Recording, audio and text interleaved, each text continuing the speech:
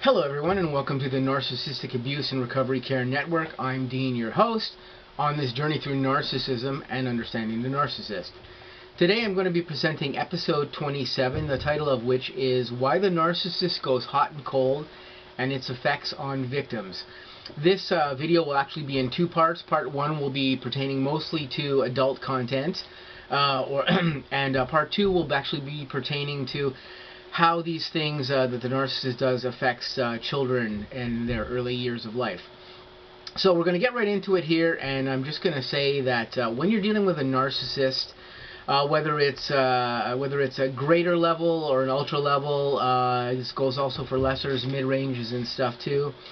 What the narcissist is basically looking to do here is they're seeking to create some state of chaos and constant anxiety within their victim. Now again, with greater or ultra level narcissists, this is done consciously. With lessers, it's done more on a subconscious level. Mid-rangers as well too, it can be done on a subconscious level. So when the victims are placed under the value and devaluation period, or the golden period, and that some people refer to in a ping-pong type pattern, when the victim is subject to this, it basically puts them in a constant state of anxiety where they really just don't know what's coming with the narcissist. And this is all part of the training that the narcissist puts their victims through in order to get them to actually bond with them and to develop some control over them. Now, when the narcissists are doing this, what they're predominantly affecting in your system is there's some parts of the brain that are affected by certain hormonal levels and certain chemical levels that affect you in there when you're going through stress periods. And two of these most predominant things are dopamine and oxytocin.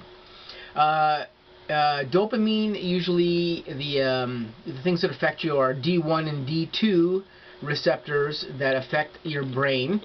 And what D1 and D2 receptors do when they're being affected by narcissistic abuse is they can cause instability, irritability, movement tremor disorders, emotional instability, general mental malaise in the victim. Oxytocin, which is actually a neuropeptide, affects a lot to do with sociality within the mind of the victim, social function. It can cause increased poor judgment. It can cause unbalanced behavior with the victim that's being subject to this. And like I said before, what the narcissist is effectively doing is he or her is causing an imbalance within the victim through affecting these chemical levels in the brain in more or less an almost automatic way. Now, oxytocin, as some people might know, is actually referred to as the cuddling hormone. It's the hormone that our bodies release when we're feeling happy, or when we're feeling love, or when we're falling in love with somebody. It's a very, very powerful hormone that attaches us to that individual that we're dealing with. And once you become affected by this hormone, it can affect you in very adverse ways. It can also affect you in very positive ways if you're in a relationship with a very loving person that's very balanced. But it can affect you in very negative ways if it's being messed with you from the narcissist. So these hormones again aid the narcissist in attaching themselves in a deeper way to you, where you pretty much basically become addicted to the narcissist. So the narcissist uses these powerful brain chemicals to create a transient state between feeling high and feeling low. So once they get you hooked in a high period like this, the way it behaves is almost like a drug addict behaves when they're on a drug, and then suddenly the drug dealer pulls that drug away from them, or doesn't supply the addict with the drug, and they become more addicted to it and crave it more and go after it even more. So they get hooked to it, and then you go through a dry out period where you're almost coming down from it, And this is basically how these hormones affect your brain when the narcissist is dealing with you and putting you through these periods of up and down.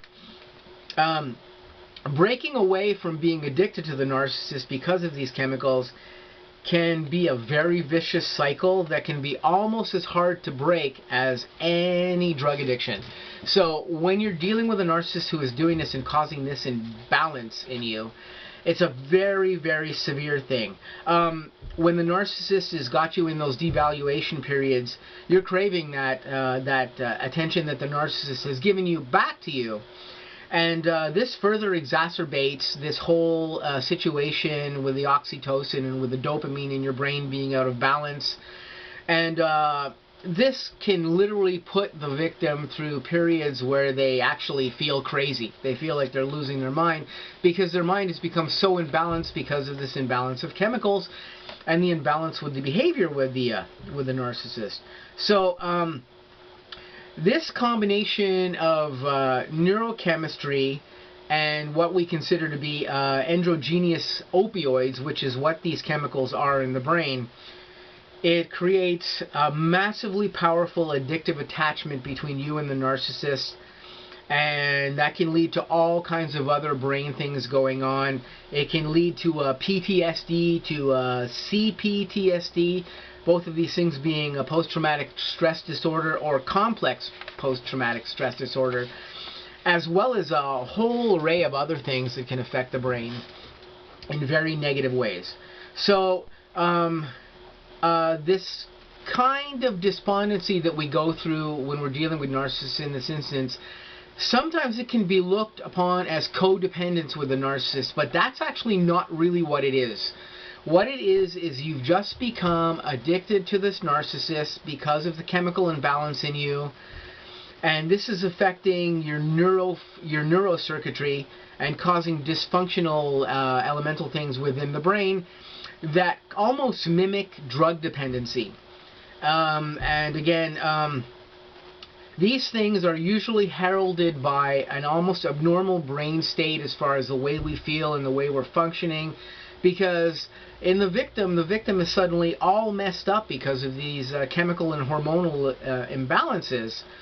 And when this affects all of us, it affects us in very, very adverse ways that are very, very hard to control, because now we've become chemically imbalanced. Almost in the same way that narcissists are sometimes chemically imbalanced by the condition or disease that they suffer from in their mind. So this is basically how the narcissist controls you through not only their behavior, but how they manage to control the things that affect you within your body, and the chemicals and hormones that control our balance and whether or not we're stable and whether or not we're feeling out of balance. And these are all affected in very, very adverse ways. So this was what I wanted to let you know in part 1 of episode 27, was how these particular things affect us, and how the narcissist affects us in this way.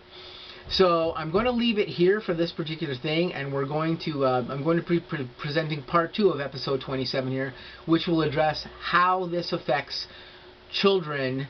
So for now, I'm going to let you guys go. This has been episode 27. I'm going to follow this up with episode 27 part 2. And we're going to go into a little bit about how children are affected by narcissistic parents or narcissistic adults that deal with them in the confines, and how this affects children. So stay tuned for part 2 of episode 27.